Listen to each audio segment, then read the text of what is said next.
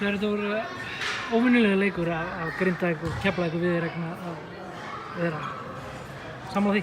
Hvað segirðu, óvenjulegur? Já, þetta var svo dauft, þetta var lengi í gang og... Já, mér finnst svona ekki nógu mikið baráttu í fyrri hálfleiknum svona aðalega sko, en mér finnst bara seinni hálfleikur í okkur frábær og vörnin frábær, allir á sömu blaðsíðu, allir að vinna saman, allir að berjast og svo nýttu við bara styrkleikan okkar rosalega vel. Þessi stjórn með sókninni frábærlega og bolti var að fara rétt að staði hérna í nánast allan seinni hálfleikinn og hérna bara mjög góður hálfleikur og frábær sigur.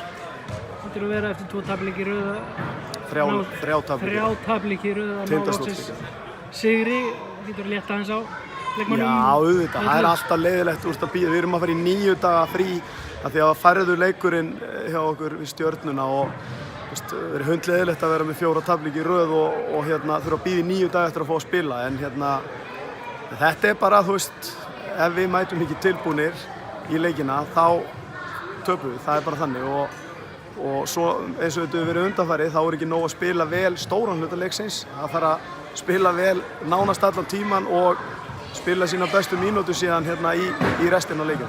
Takk fyrir þetta, Sverrir.